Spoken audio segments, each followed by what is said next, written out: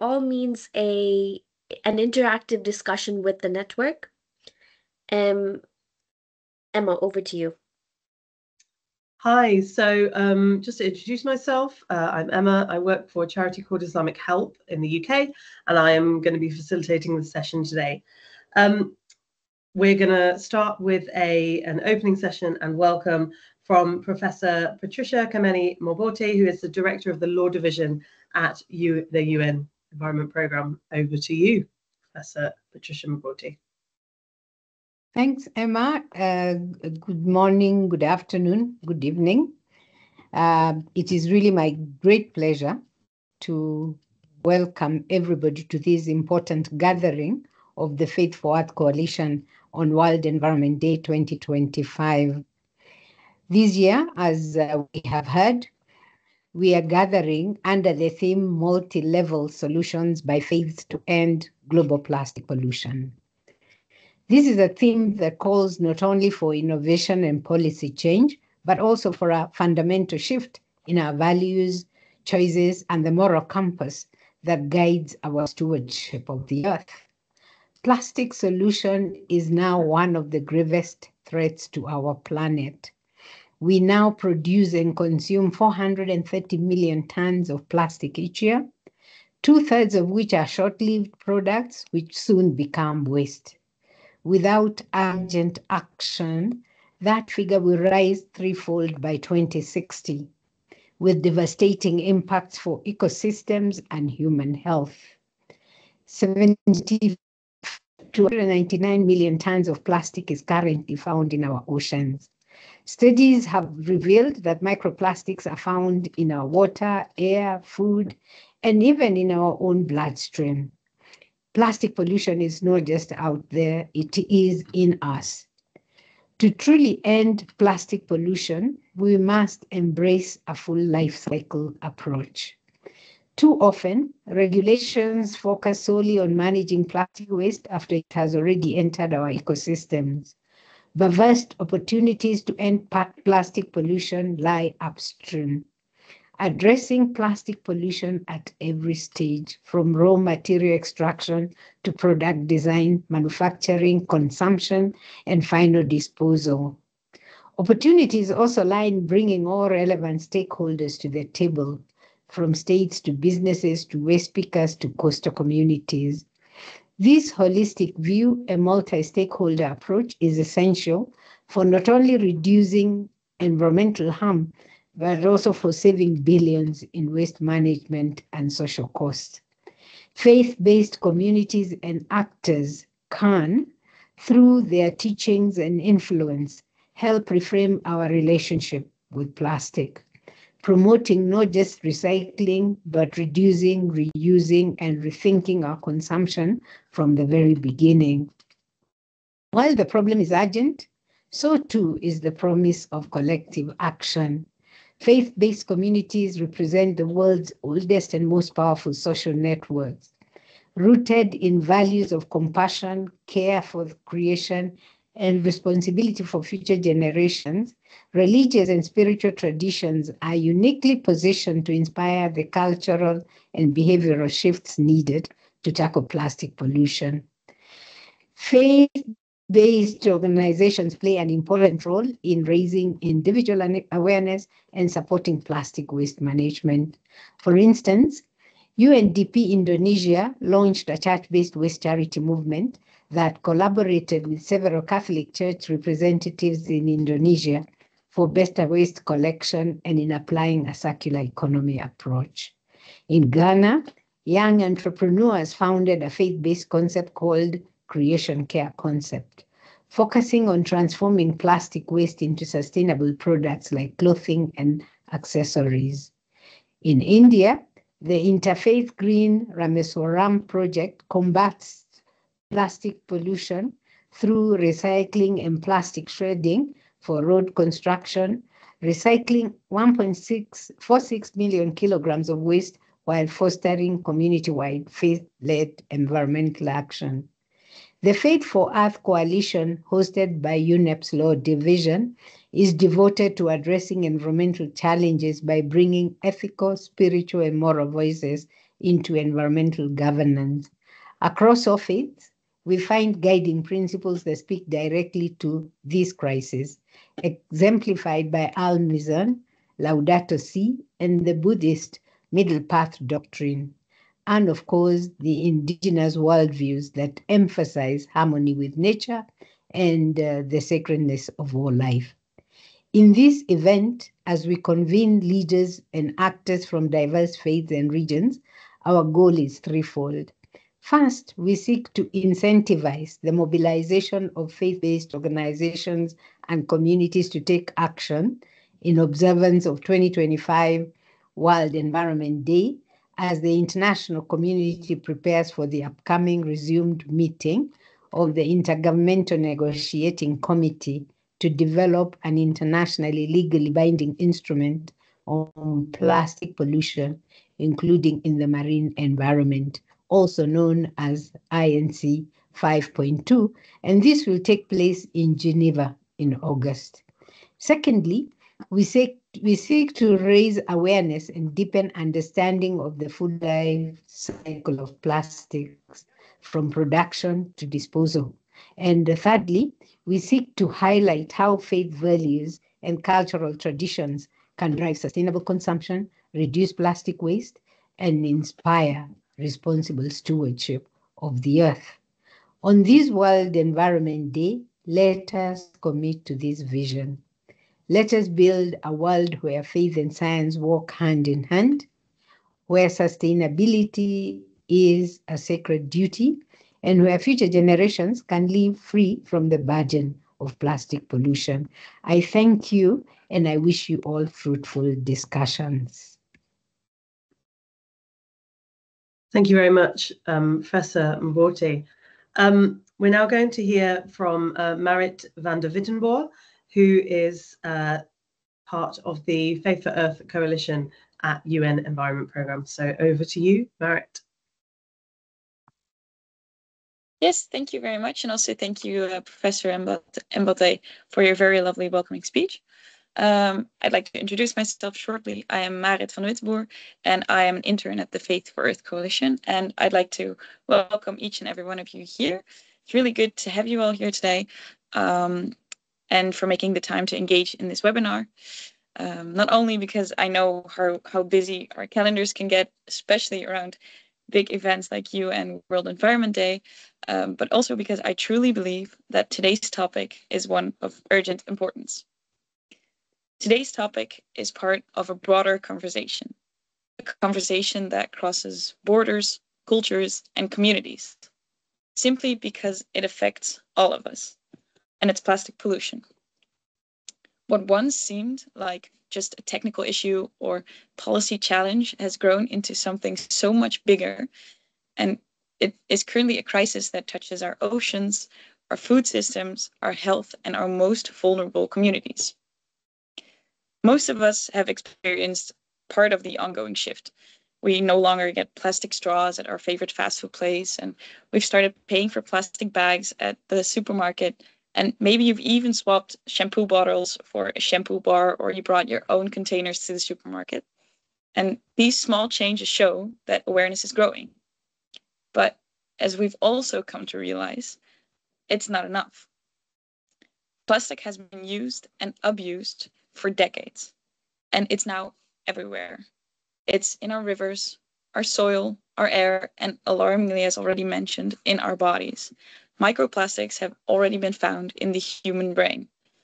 The moment to act should have come long ago, but the longer we wait, the harder it is to combat this crisis, which is why now is the time to act. So let's talk about World Environment Day.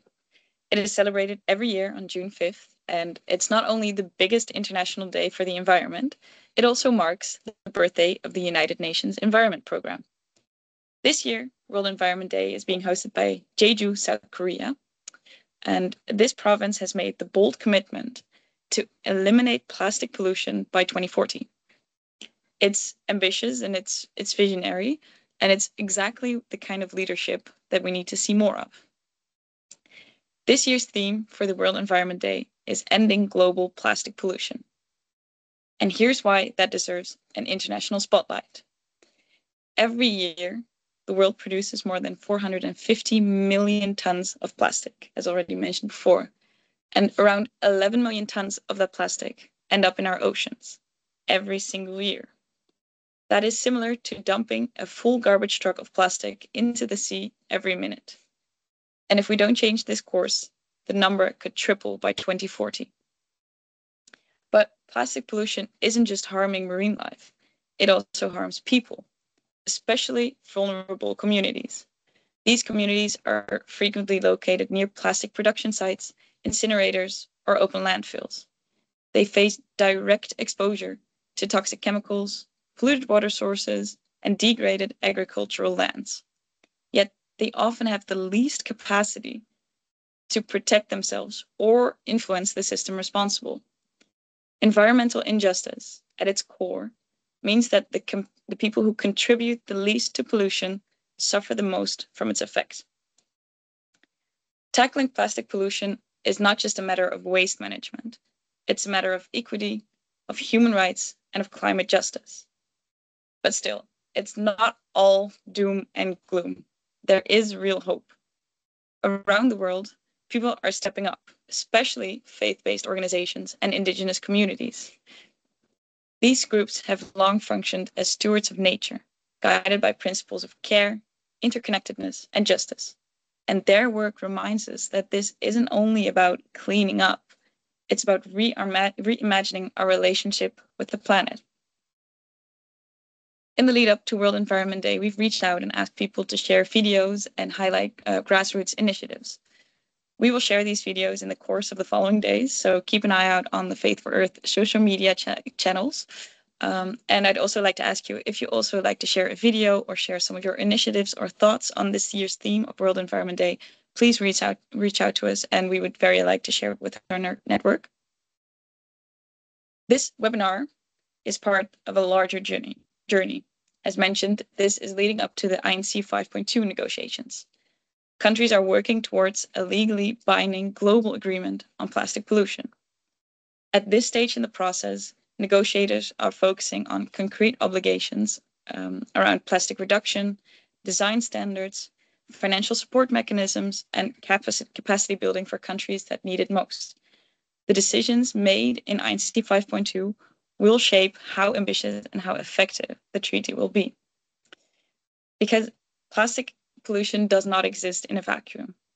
It is deeply tied to climate change, biodiversity loss, public health, and economic inequality. And if we don't see it as a system-wide challenge, we risk treating only the symptoms instead of the cause. So today, we'll explore how we move from awareness to action. We'll look at the key messages for the World Environment Day 2025 and how we can all engage, and not just online once a year, but in our daily routines, in our communities, and in our institutions. So once again, thank you all for being present here today. Please also feel free to leave comments and ask questions in the chat. We'd like to keep this as interactive as possible and also be responsive to your thoughts. And thank you very much. Thank you very much, Marit. So just to give everybody a bit of a context about what the rest of this webinar is going to look like.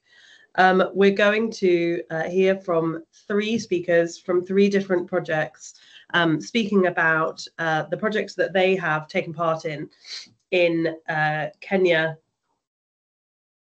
and around the world.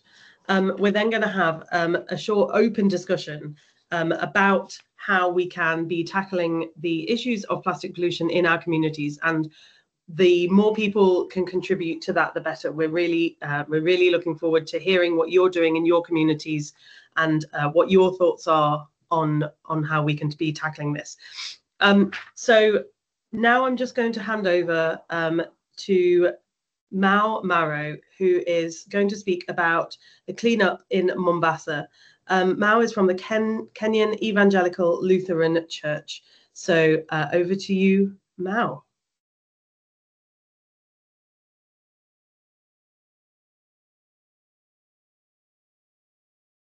Thank you so much, Cooper. Thank you so much, Miss Emma. I hope I'm visible enough and everyone can hear me audible enough as well. Yes, my name is Maro, and indeed I come from Kenya. I represent from the faith-based organizations platform, the Kenya Evangelical Lutheran Church, which is a member organization of the Lutheran World Federation, a faith-based organization that is working in the ecumenical spaces, but has a membership over 99 million across the board and from various parts of the world.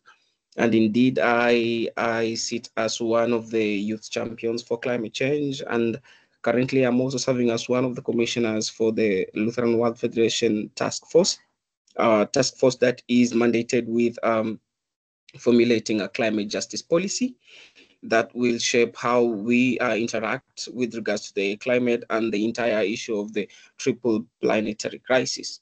And with that respect, I've been attending so much to the COP sessions, but most importantly, I've also been taking part in attending the UNEA sessions, including the INC, which is mandated with coming up with a plastic treaty. The change that we are talking about here is that as an organization, not just from the global level, but also at the local level, we understand that when you're talking of plastic, as one of the speakers has said, it's not just about an issue of plastic production. It's about human rights. It's about sustainability. It's about the lives of the people who are coming after us. And therefore, it demands of us to behave in a way that ensures sustainability. And we know the principal focus of sustainability has to include intergenerational approaches, and that is where the youth come in. The LWF has really supported and incorporated the youth from the perspective of climate justice. And in this sense, the youth have been vocal, they have been empowered, and up to now, we are mobilizing ourselves to see how much change and how best we can derive this change amongst our own selves with our talents to ensuring that we also secure the future. And in this context, my project was the Mombasa Cleanup. Mombasa is a tourist hub in Kenya. And therefore, one of the things that attracts tourists is its beaches and the shores. I realized that my best contribution to my society would first to create awareness, educate the people, and see what kind of an action as a youth I can derive. And therefore, having attended different COPs, having attended the INC1, the INC2, the INC3, and hopefully the upcoming INC in Geneva, I thought as a youth who is fond of keeping fit, and therefore I belong to a cycling group, I thought we would cycle around the city, go to the ocean, and collect plastic. That is an action that aims to communicate the rights of those who are working in the waste management sector, that aims to communicate and improve on our good practices, even as we go on interacting with the products we buy, an act that aims to communicate to the government of how important it should partake in the INC process, and also legislate measures that we would communicate of our own responsibility and the care. But most important thing here is the issue of how we interact with biodiversity and the issue that is interlinking with climate justice, and the issue that also is interlinking with pollution, that creation is sacred. We understand that the plastic that is being disposed and it ends up in the mouth of the oceans has an effect to the creatures that are in the ocean. It has an effect to the trees, the mangrove trees that are supposed to buffer us from tsunamis and rising sea levels. It has got an effect to our businesses for those who are fishermen, because once you destroy the ecological natural system of the ocean, then therefore that person who is responsible with taking care of their family, the person who is responsible with their livelihood through fishing activity, is automatically kicked out of the system. And this was one thing that really empowered me and it motivated me into doing it. And therefore, I've been liaising with the county governments every year just before June 5th, or at least at that very particular day. There are so many organizations that event has set the bar so high for so many youth groups. Around 5th of June, so many people will be working through the cooperation of the county government, national government, through the Kenya Forest Service, because the oceans and the mangrove trees are under the custodian of the Kenya Forest Service, to ensuring that our oceans are clean, to ensuring that our cities decleaned of plastic pollution. This is just one of the actions that I was inspired with to carrying out at a local level.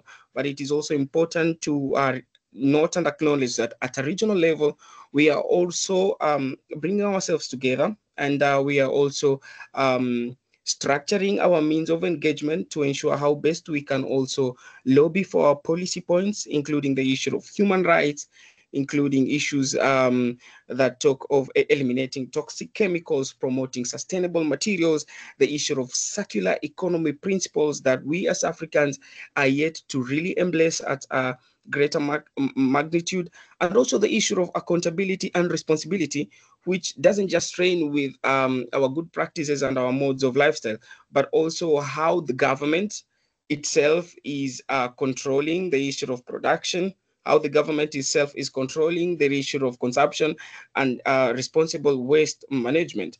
It doesn't just end there at a regional level. As a global level, the LWF has been at the forefront in liaising with other ecumenical partners and ecumenical bodies to ensure how best we can advocate for what is right from the moral, from the perspective of moral responsibility and also justice to nature, to humanity, as inspired by our own theological reflections, which we strongly and firmly believe that creation is indeed not for sale. Creation is sacred, and creation is meant to protect us, and we are meant to protect creation. That is the relationship, and thank you so much for your opportunity. I wish you a nice day as we commemorate and respect and celebrate June 5th. Thank you. Thank you very much for that, Mal. That was really interesting. We're now going to hear from Azmaira Alibai, who is part of the Faith for Earth Coalition at UN Environment Programme, and she's speaking about how green faith festivals can beat plastic pollution. Over to you, Azmaira. Thank you, Emma. Thank you to the speakers and to the participants for being here today. A happy World Environment Day to everybody. Now, as Emma mentioned, I will be speaking about how green faith festivals can help us to beat plastic pollution. And I want you to think for a moment about the joy, the meals, the vibrant colors, the traditions, through art or through clothing that come alive during our various religious holidays and festivals. From Diwali's diyas to river bathing, to the sense of family and unity during Eid's feasts, from Christmas gatherings to Passover seders, these are all times of profound, meaningful connection with one another. Around the world, millions of people come together during hundreds of such occasions, driven by the principles of belief, of love, compassion, community, respect for the dignity of life, and much more. So the expression of these holidays, the observances, and the festivals can differ from tradition to tradition and across geographies. And the questions that we would like to ask you are, how can these festivals celebrate the earth? And are they hidden core elements of stewardship that we tend to overlook in the celebration of these festivals? Let's consider the footprint of each of these celebrations and how we leave behind the venues, the earth, and the different events that take place. Often amidst the joy, there's a surge of single-use plastics, disposable plates and cutlery at community meals, plastic decorations that are only used for a short period of time or a season, packaging from gifts, sweets, different food items, to even plastic idols or ritual items. The sheer scale of waste that is produced during these celebrations shines a bright spotlight on the pollution and waste crisis.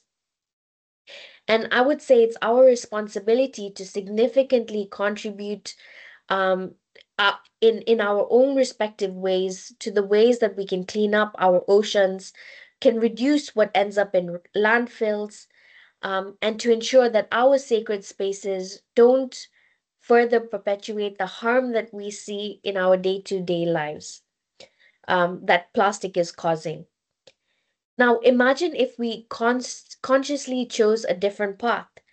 What if our celebrations became not just moments of spiritual and cultural richness, but also an example of environmental stewardship? That we are the change that we need to see in the world. And the potential for positive change is immense. Just think about it, billions of people participating in events worldwide, where small shifts in our habits could end plastic pollution. And that is the theme for this World Environment Day 2025. The Green Faith Festival's project is an opportunity to identify what these small shifts can be, from individual actions to reducing food waste by simply asking for less, or bigger institutional shifts like stopping to procure single-use plastic items at events for that festival. This isn't just about sacrificing tradition. You might be thinking, oh, well, now where do we start? How do we start making that shift that we need? But it's about evolving tradition, or in many cases, going back to traditional methods. Could we opt, for example, for reusable dishes and cutlery at community gatherings?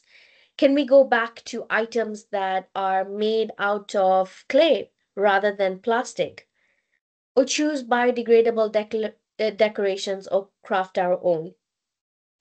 Gift experiences instead of items wrapped in layers of plastic, support local artisans who use sustainable materials, or even make offerings that are thoughtful, choosing natural materials over plastic alternatives. Many faiths emphasize themes of stewardship, respect for nature, and the interconnectedness of all beings. So, reducing plastic pollution during our observances isn't just an environmental act, but it's an expression of our core values by taking action. So, let's make conscious choices and let's honor our traditions to protect our common home. And I'll leave you with this. If you're already working on greening your respective faith festival in the hundreds, or even however many you celebrate during the year, we would love to see your work. We'd love to hear your stories and have a look at the resources that you have. And if you'd like to find out how you can collaborate with us, we would be happy for you to get in touch with the Faith for Earth team or the Faith for Earth Youth Council if you're connected already with any of our members or advisors. And with that, once again, happy World Environment Day to everybody. Over to you, Emma. Thank you very much, Asmira. That was really, really interesting. For our final project highlight, we are going to hear from Hayu Prabowo, who is from the Eco Masjid Initiative. Hello, yeah. Okay, thank you, Emma. Can you see me? Can you hear me? Yes, we can see you and hear you. Okay, thank you. Okay. So, okay, thank you, Emma. So, yeah. Assalamualaikum. Peace and blessing to you all. And I'm Hayu Prabowo. I'm the initiator of Eco Masjid Indonesia and chairman of the Environmental and Natural Resources of Ulama Council of Indonesia. So I want to share some slide because I just want to, put some, really understand. Okay, that's good. Okay, so.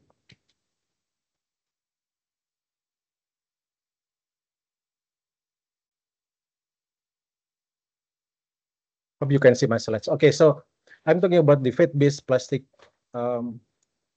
waste management at land and sea. So yeah, I'm from Indonesia, and Indonesia population is over than 280 million with 85% of Muslim, and we have 800,000 of mosques.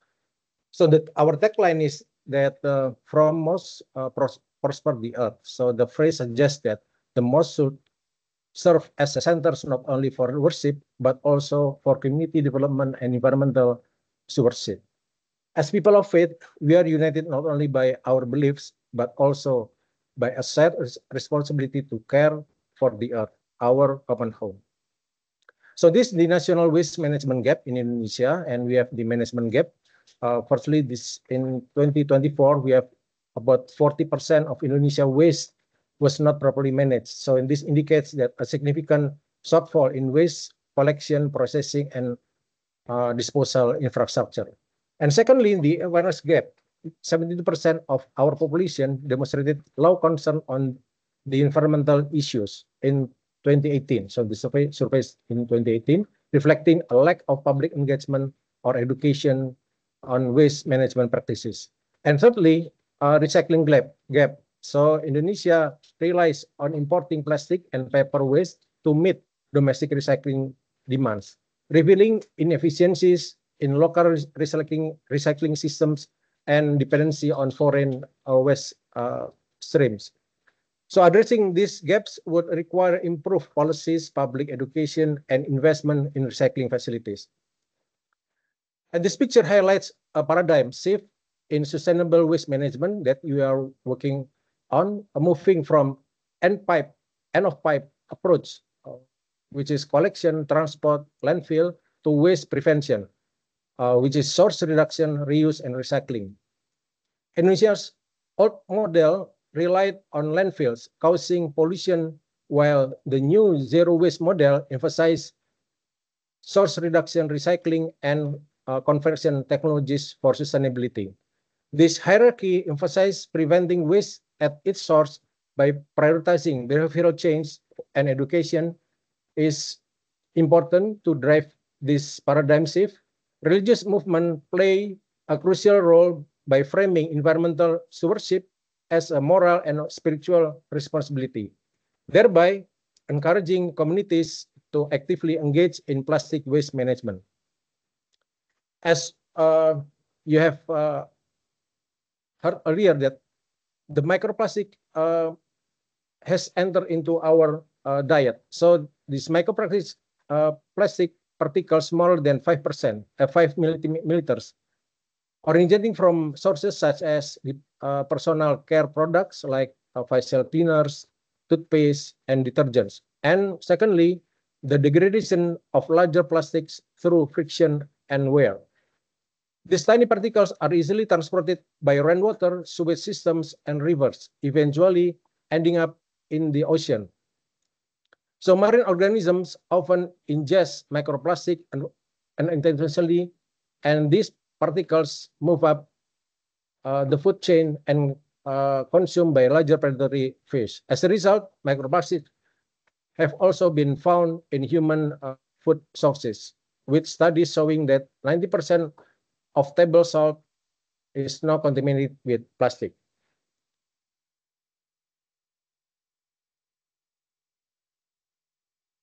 So I would like to show you some video. I hope you can hear the sound. The installation of fit-for-purpose plastic waste capture devices in fast-flowing rivers is a critical intervention to address plastic leakage from land to sea. Most marine plastic originates from land-based sources, particularly in areas with inadequate waste management systems. Developing countries, including Indonesia, are significant contributors due to these systemic challenges. Rivers play a major role as transport pathways, channeling plastic waste from inland areas directly to the ocean. Deploying tailored waste interception tools in high-flow rivers is essential to stop plastic at its source before it reaches and pollutes river and marine ecosystems.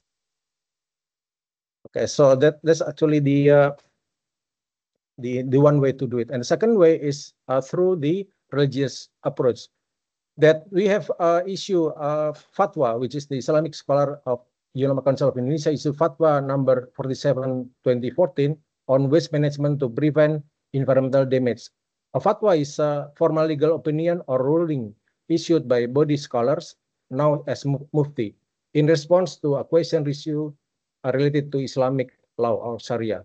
So that the fatwa on waste management includes a legal ruling that every Muslim is obligated to maintain environmental cleanliness, make use of items for the benefit of society and avoid spread of disease, as well as the practices of tabzir and israf. Tabzir refers to the act of wasting items of or worth that are still usable according to Islamic law and common societal norms. And israf refers to excessive behavior, using resources or wealth beyond what is necessary. And what of the practice is that we have fatwa is being implemented through mosques via the Indonesian Waste Alms movement. So the waste management is become part of the worship, which is we can use for donation, education, insurance, mosque construction, zakat fitrah, and etc. Also encourage environmentally friendly behavior, which is the circular economy, which is the waste segregation, empowering mosques, and reducing imports and circular economy. And this shows that one of the mosques whereby people are donating not only plastic but also papers, in fact even cars, golf stick, radio, computer, everything. So eventually the mosque open up the small shop, just to provide people who need all of the material. And this for Islamic, also for the Catholic, they call it collector sampah, which is the collection of waste. So these are the part of the churches that follow the eco masjid. And this is the commitment of all of the religious commitment on plastic waste management. And we believe that religious movement play a vital role in promoting plastic waste management by advocating environmental stewardship as a moral and spiritual duty.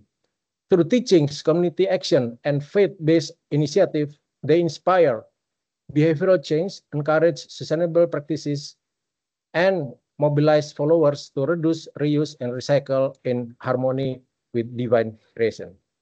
Thank you very much. That's all my presentation. Hope you understand it. Thank you very much. Thank you very much, Hayu. That was really interesting. And I think people would be interested to see that presentation afterwards. So perhaps we can send it out in a follow-up to this webinar. Yeah. We are now going to move on to the discussion section of this session. I'm just going to post the discussion questions into the chat so that everybody can refer to them. So the discussion questions are as follows. Hayu, could you just stop your screen share, please? It is a very nice scene, though. So the discussion questions are as follows. How can our communities be better informed about the impact of plastics? What are practical, culturally sensitive strategies to shift behaviours? And how can faith leaders incorporate these lessons into sermons, educational activities, or events? So this is an open discussion. We have around 15 minutes, although if it is very vibrant, we might make it last a little longer.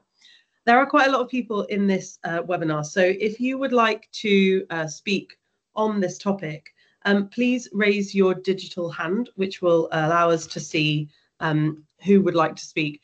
If you don't know how to do that, at the top of your screen there, along the bar at the top, there should be a button that says raise. And if you click it, it should raise your hand like mine has just done. We will try to hear from a diverse range of voices. So apologies if we do not get to everybody. Please keep your response to a maximum of about 2 minutes. I will signal when you've had about 90 seconds because we would like to give lots of people a chance to speak. Please try not to simply repeat what others have said, just because we have 3 questions and not a lot of time. If you would like to show your agreement with somebody, there is the reaction button, which is just next to the raise hand button. So you can use that to show how you feel about somebody's response, and that will allow us to make best use of the time. And please keep yourself muted until you are invited to speak. So just to recap, the questions are: how can our communities be better informed about the impact of plastics? What are practical, culturally sensitive strategies to shift behaviours? How can faith leaders incorporate these lessons into sermons, educational activities, or events? So I'm looking to see if we've got any raised hands of people that would like to kick off the discussion. Andrew Simmons, we will come to you first. Hello, thank you, Emma. Hi. So my question is, who is in the most powerful position to, who do we need to influence to reduce the sheer volume of plastic, unnecessary plastic, that is coming into this world? And how do the speakers think about these people? Because influencing, you know, normal day-to-day people to try to help in their personal responsibility, not creating plastic pollution, is it not swamped by the people producing the plastic? So how do you see influencing the people making the decisions to produce plastic for profit? Thank you, Andrew. I know we have spoken a little about a kind of strategy for the working group, the Interfaith Working Group on Pollution, coming up to the upcoming negotiations on the Plastics Treaty. So would one of the presenters like to speak a little bit about that conversation?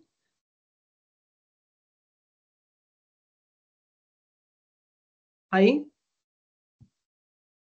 Yeah, okay. So thank you. Yeah.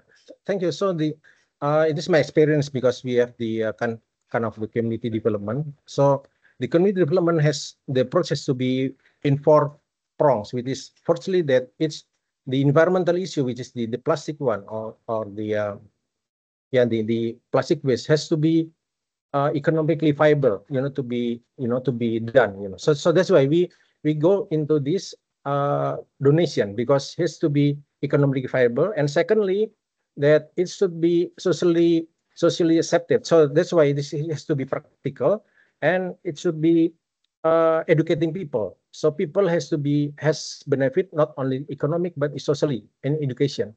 And thirdly, that has to be environmentally good for people, for the health, and so we eventually become the ecotourism, actually, because of this, the clean of our environment, that people will come there to study all of the what we have done. And fourthly, which is very important, is spiritually,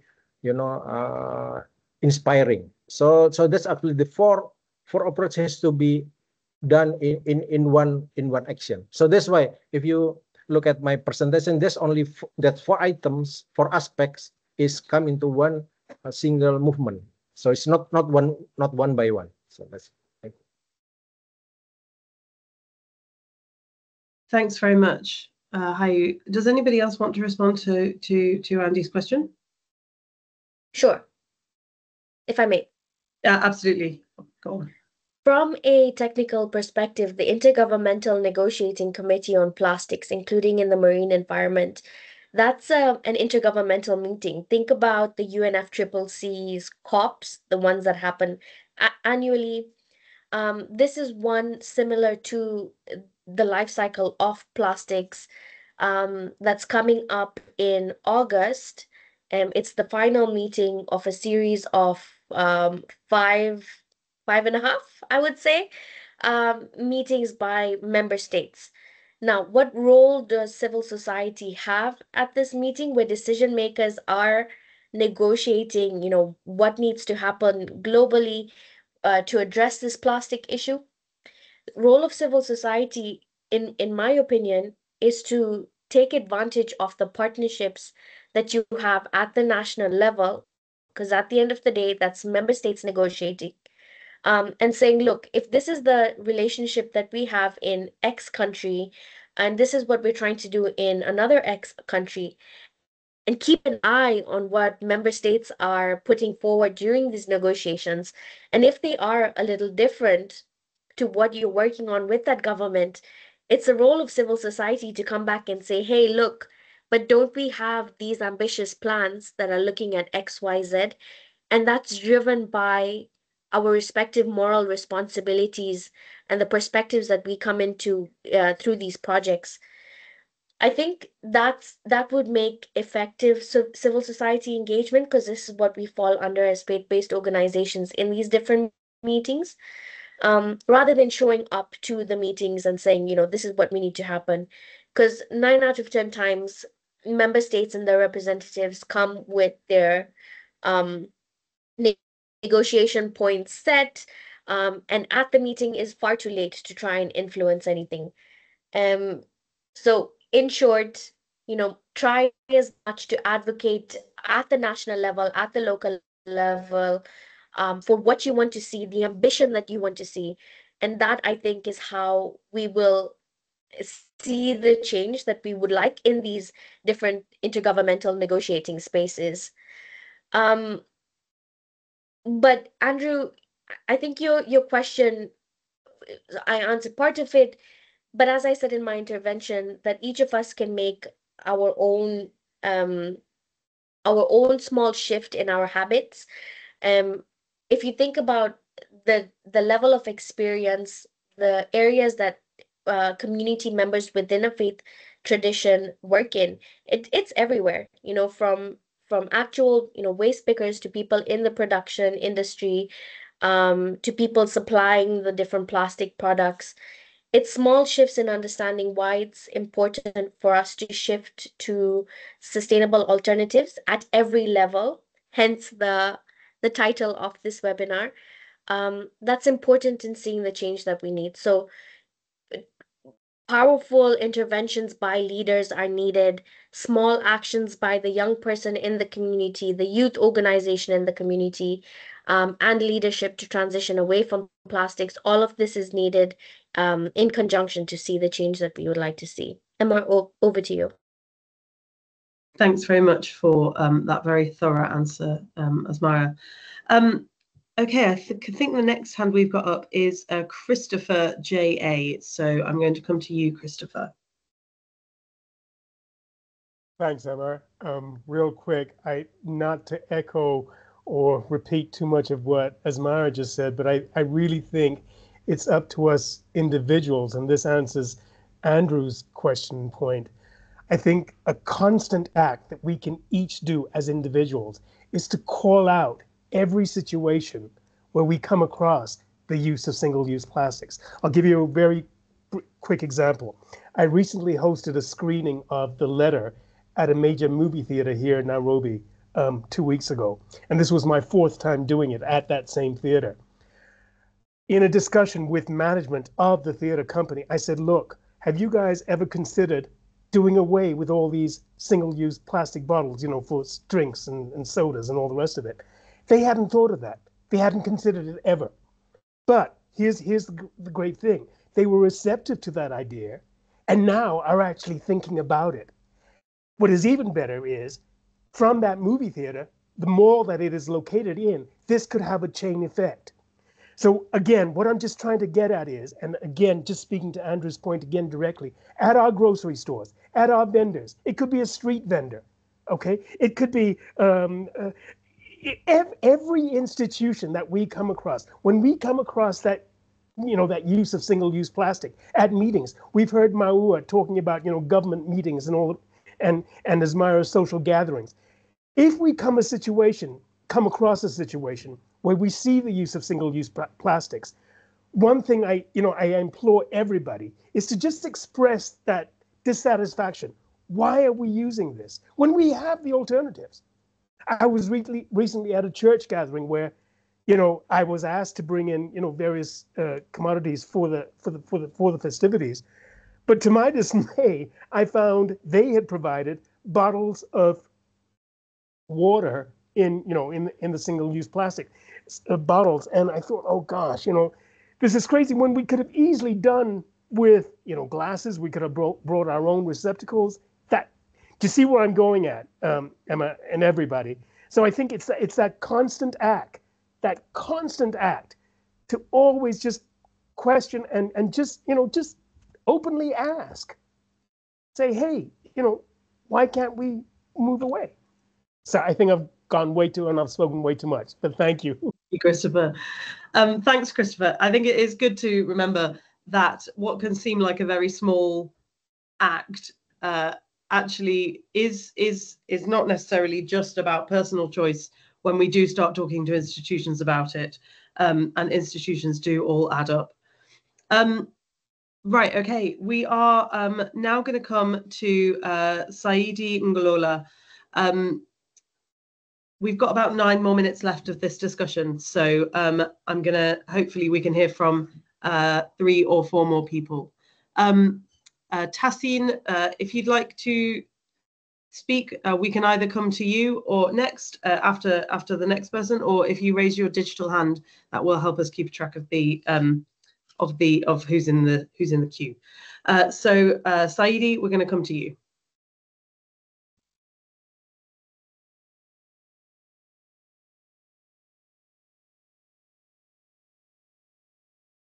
Possibly we're not going to come to Saidi.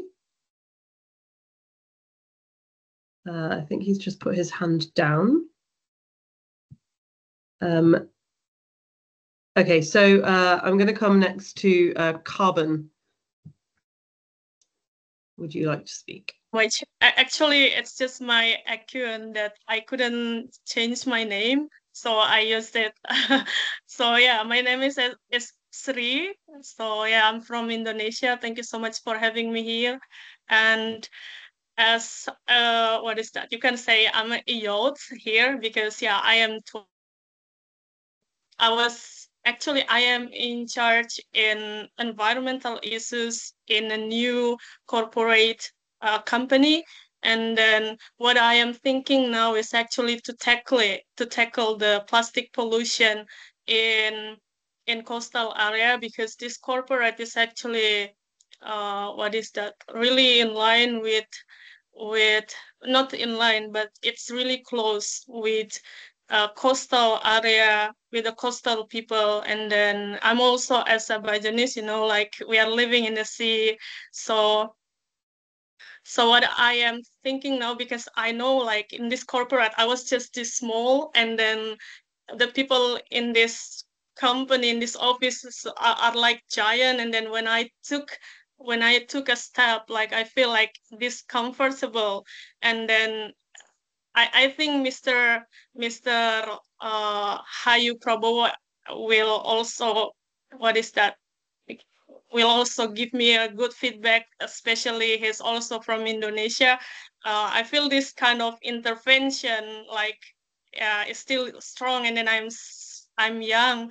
So what I want to ask is actually what should be the best step or ways that I could take to begin, at least in this kind of reducing the plastic pollution, or how I can do the best step to tackle the plastic pollution, because it's too much. We produce so many plastic every day, and then it makes me worried. And what should I do? Like, yeah, this is my job actually, but I don't know how to start. And probably here we can also have some collaboration that could be helpful for me, for us, of course, and for the earth. Thank you. Hello. Hello, I can't see who is speaking now. Me is Saidi Ngolola. Oh, hello, Saidi. Yes. Can we just pause a moment and see if anybody has any responses to what Carbon, whose name is not Carbon, has just said. Any of the presenters? Sri. My name is Sri. Yeah. Please, sorry. Yeah, would any of the presenters like to come back on that? Thank you so much, Emma. Perhaps other people might want to put their ideas in response to you into the chat. I think that would be a good idea, because then we can hear, you might be able to get ideas from a range of people. We're going to go to Saidi now. Okay. And then I think we have Tassin in the queue. Okay, thank you, Sister Ima, for welcoming me, and I'm very glad, happy to join this session. I thank you all, my fellow members to this session. My contribution in this, there is one person, I think he contributed about the issue of being interesting to this campaign. And actually, he has stolen my points, but I can remember some of mine, that you need to provide the alternative of using plastic, because most of us, we are relying on using plastic and we love it. Most of us, especially African, most of the things which we're using, like in the tools at home, is most of them are plastics. For instance, basin, bowls, plates, and a lot of things we are using plastics. So, and also the sort of buckets, because all of these tools is assisting us to facilitate our needs at our home. So it's a time now to find alternative, to provide alternative of plastic. Once we get alternative of plastic, is where I think these things will be able to reach to the level of zero plastic. Not only single-use plastic will be moving to zero plastic. That will be difficult, but I think one day will be okay. So my other point that I want to emphasize in issue for faith-based, it's better to use faith, because faith is occupying about much percent to the community. Once you conquer the people from the faith-based area, is where you can reach out to your positive results. For instance, in faith, is where you can build the volunteerism to the people, you can build the commitment to the people. People can feel interesting, that they're eligible to make sure that they are contributing changes towards any campaign which is harmful to the community, not only for the environment, but also, especially to the environment. For instance, you can tell them, how does Quran or Bible saying about the sinful things? If you pollute environment, how will you get sinful? You'll be punished during the end of the day. You'll be punished. So I agree with those points, with those presenters, about the issue, about the plan, about the campaign of engaging faith-based to make sure that we are going to finishing this plastic problem. So I am Said Ngolola. I'm coming from the Eco Village, which is located in Tanzania, Kisemvule Village, coastal region in Mkuranga district. We are dealing with this environment. We are dealing with the environment issues, particularly, and also we have a lot of campaign, including plastic eradication. Thank you very much. Thank you very much, Saidi, for that really interesting insight. I think we have time for one more contribution. So I'm going to come to Tahsin Mahmood. Hello everyone, I'm Tahsin Mahmood. I'm from Bangladesh. I have one question for at the end of the event. Thanks for the insightful discussion. I would like to ask, what role can young people and students play in influencing both communities and policymakers to reduce plastic pollution effectively? The signal there was quite difficult to hear, Tahsin, but I think your question was, how can young people, what influence can young people and students have to reduce plastic pollution? Am I right? Did I miss that? Was that correct, Tahsin? Yeah. Okay. Thank you very much. So what influence can young people and students have, particularly to reduce plastic pollution? Who would like to speak on that? Maro. Yeah, thank you. It's a very interesting question. When talking about plastic, pollution and usage, and the kind of influence. Number one, as we all agree, it goes to our individual responsibility. I've had that being echoed by a number of us. And the young people's position is their own moral practice. I have been in some countries, especially in the Latin America, where the young people have staged a fight. They have been at the forefront that without the government legislative actions, they themselves have decided to quit from using certain products because they believe they are harmful to the environment. In Kenya, for instance, the young people have now sought to using eco bags when they go for shopping in the supermarkets. Without the government's intervention, they are transiting away from the plastic issues. The young people are the ones who normally have fun. They are the ones who walk in the cities during the night. So it's easy for plastic to be found within the usage of a young person more of an elderly person, because they're the ones who are active in the streets. If we are the ones who shape how we use these products, then that is effect number one. So it begins with the moral responsibility. Number two, it is incumbent upon us to raise awareness among each other.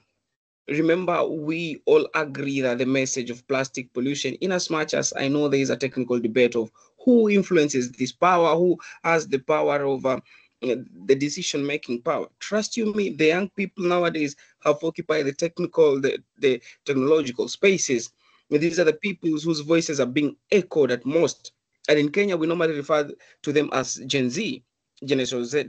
So these are people who influence the voices. These are the people who demand for collective action. These are the people who demand for government responsibility. And that speaks to how powerful we are even at our very own spaces of influence. Lastly, it's us, the young people who nowadays have started occupying these spaces of coming up with policies, of coming up with legislations in our various parliaments, with coming up with good practices. And therefore, this communicates to some extent the position that the young people have in the society. I think that would be my take, unless there's an addition from one of us.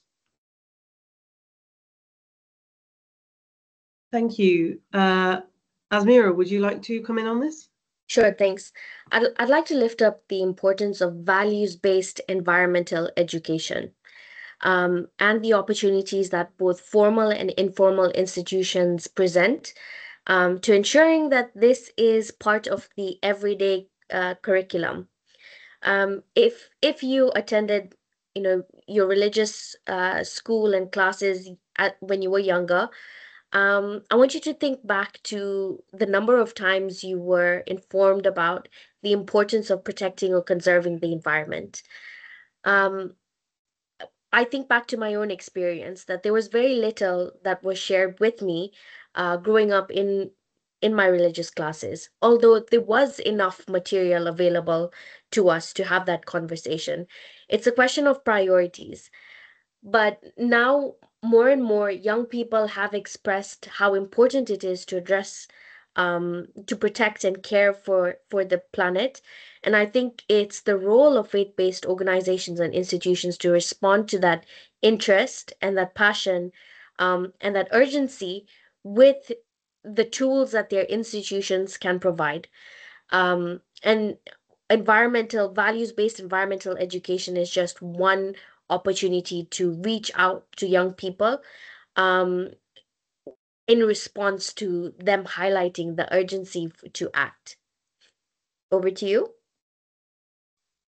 Thanks very much. I think we have sadly run out of time on our discussion. I feel like some really interesting points were raised, and I know that there are multiple different directions that this discussion could continue to take.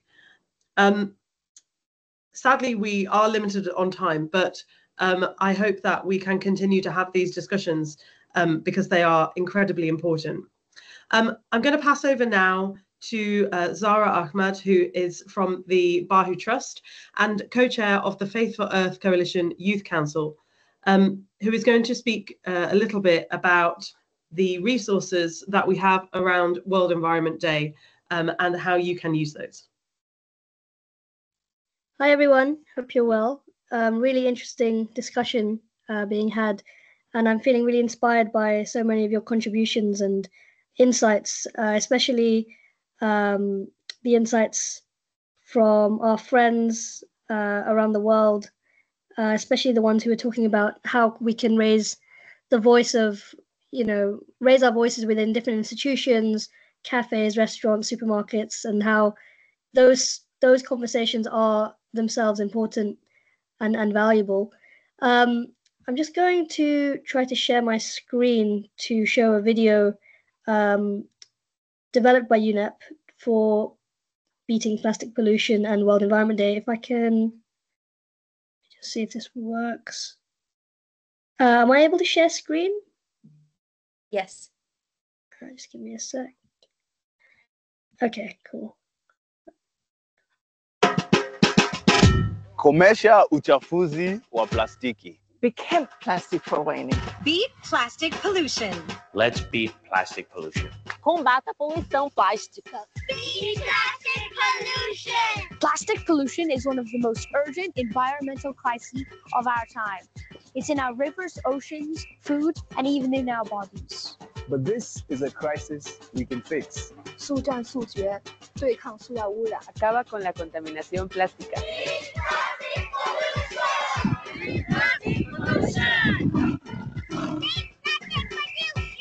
The world is close to agreeing on a treaty to end plastic pollution. Beat plastic pollution. Beat plastic pollution. Help get the treaty across the line. Make your voice heard. Beat plastic pollution. Beat plastic pollution.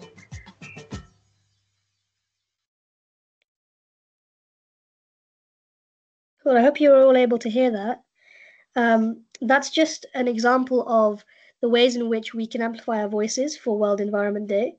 As we mentioned previously, and as we've been speaking about, pollution, specifically plastic pollution, is such a huge issue in terms of 23 million tons of plastic waste being found in our oceans and our lakes and our water sources, and the ways in which this alters natural habitats and disrupts ecosystems, food systems, livelihood, and our emotional and social health.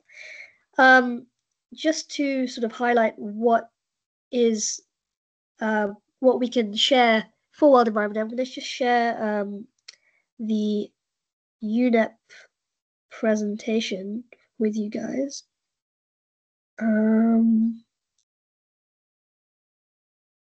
Hopefully you can see that.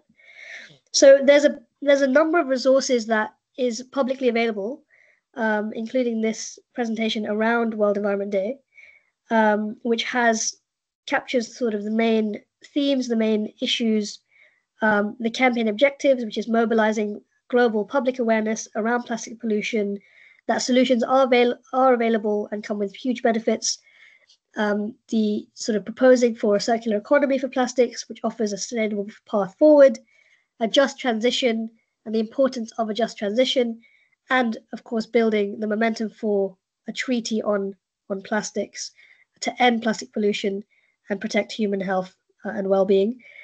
The focus, there's a number of resources, including the image on the left. I'll be showing you in a second the sort of communication assets where any organization, individual can be sharing these on their own platforms as well across social media, and they're all designed by UNEP for this World Environment Day.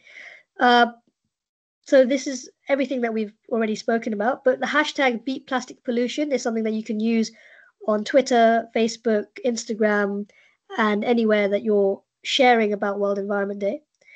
And there's also a number of campaign assets that I'll be showing you. There's a public Trello board which has a number of resources and templates that you can use.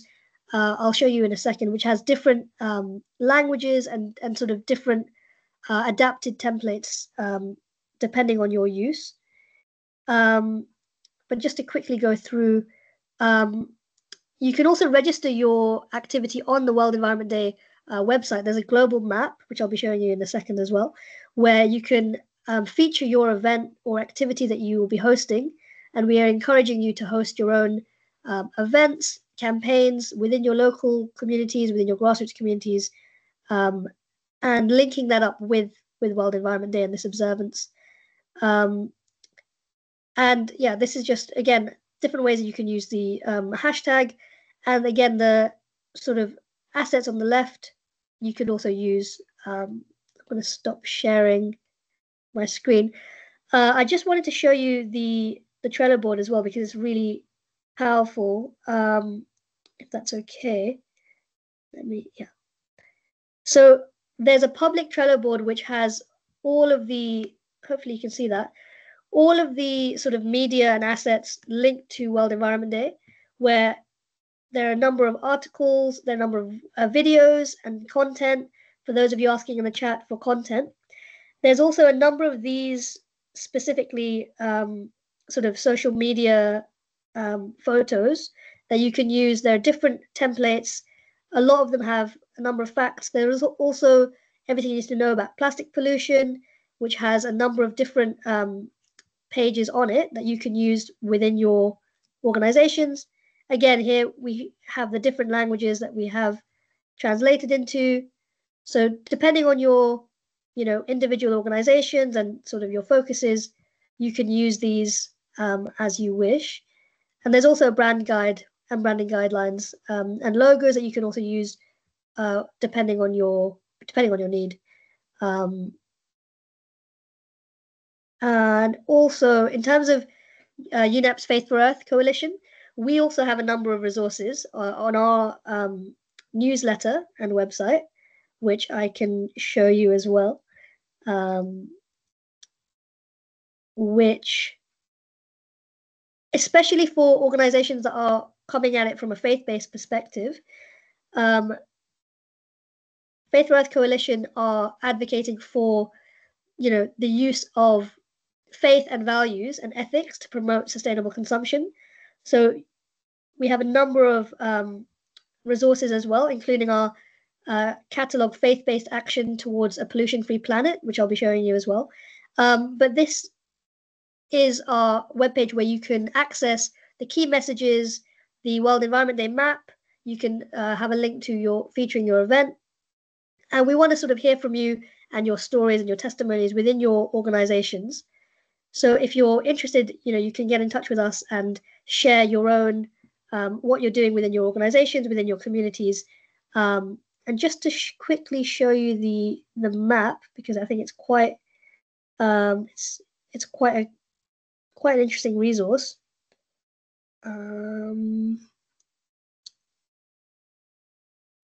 There's a global map that's been made for all the organizations and movements that are basically observing World Environment Day. So if you'd like to feature your event, there's a way to do that on the UNEP website. And as you can see, there's almost 2,000 submissions already. And you can have your sort of event activity highlighted and sort of pinpointed on this map. And it's a great visual way of seeing the impact that we can have. As we've been mentioning, we all have individual power and voices that we can use to amplify these issues. I think that isn't everything. I did want to just quickly draw your attention to our resource that we've developed at Faith for Earth, which is specifically around faith-based action towards a pollution-free planet. So you can find this on the UNEP website, and it's a brilliant resource that we've established, which hopefully you can see my screen. They have case studies from different communities around what different organizations are doing in order to combat plastic pollution from different faith-based perspectives as well, and also multi-faith perspectives. So that's also a brilliant resource that you can have a look at within your own time to highlight these faith-based initiatives, because I think the role of faith, as we've mentioned in this webinar, is so vital. I think that's it from me. I hope I've covered everything. But yeah, we really just want to urge you within your own communities and your organizations to beat plastic pollution, hashtag beat plastic pollution, get involved with us. We're trying to do a lot of really important work at Faith for Earth and with the Faith for Earth Youth Council. And if you'd like to know more about some of our work, please just get in touch. Thanks very much. Thanks very much, Zara.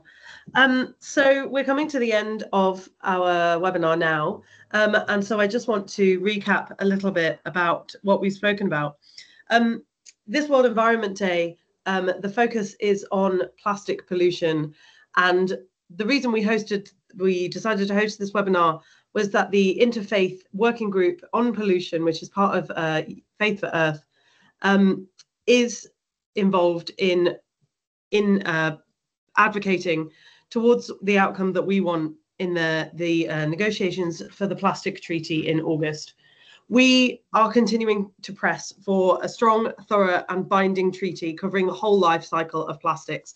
We do not want the treaty to be watered down, which we know is a risk, and we are supporting the high ambition countries that are really pushing for this treaty to be as good as it can be, as strong as it can be, and actually tackle the crisis of plastic pollution instead of some of the other countries who are pushing for the treaty just to focus on recycling and not to have anything to do with production.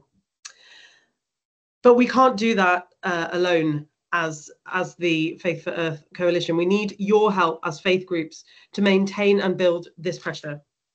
Many groups are advocating for the outcomes that they want for this treaty. Faith groups, we feel, are in a unique position to engage our communities and lobby from a slightly different angle. First of all, we have the power to advocate for this treaty to be grounded in ethical and moral principles in a way that many other communities are not, do not have the faith basis for that grounding. And to foreground global responsibility, we are all here from global faiths that have members around the world. As part of that, it is really important that we fight for the protection of vulnerable communities and waste workers. Like somebody said earlier, in every faith community that is represented here, there are people who do all sorts of roles, people in all sorts of businesses. And it is very important as organizations that are going to be advocating for this treaty to be grounded in moral and ethical principles, that we really foreground the rights of the most vulnerable who are the most impacted by plastic pollution. We also have an amazing opportunity to educate our communities on the full life cycle of plastics. Like was brought up earlier by Christopher, he spoke about the fact that the cinema hadn't even considered non-single-use plastic. That's an element of his community that he was able to influence. That may not have been a faith community, but as faith communities, we have incredibly close links within those groups of people and opportunities to speak to people that many others don't have. And finally, we have the opportunity to mobilize those communities in the implementation of this treaty around the world when it is passed. We've seen with previous negotiations that simply the passing of a treaty is not the end of the road. Mobilizing it can be another hurdle. And so mobilizing the faith communities is a highly important part of the implementation of this treaty. So what we would really like to ask for organizations who have come to this webinar, people who've come to this webinar, is please organize events off the back of this, inspired by this. Zara has shown the catalogue of projects that are full of inspiring ideas. We've heard from people who have really inspiring ideas. Please also share your practical tips with your communities, with your friends, for reducing plastic pollution. And we would also love it if you could share a 2-minute video about World Environment Day and what your organization is doing with us. And I'm going to ask Asmara if she can repost the email address to send those to into the chat. So please have a look at the map, have a look at more events, keep an eye on the Faith for Earth newsletter, and come along to upcoming events that we have. So we have 2 months until the next and hopefully final round of treaty negotiations. We have 2 months to maintain pressure. We have 2 months to maintain support of the high intention countries, and we have 2 months to pressure the countries who are currently not advocating for a strong treaty. So we need everybody to be working on that together. I'd like to thank everybody who came to this webinar. I'd like to thank everybody who has spoken, all of the presenters. And yes, please keep an eye on the Faith for Earth newsletter and share the upcoming events with all of your friends to encourage more people to engage in the work that we're doing. Thank you very much, everybody, for attending. Thank you all. Happy World Environment Day.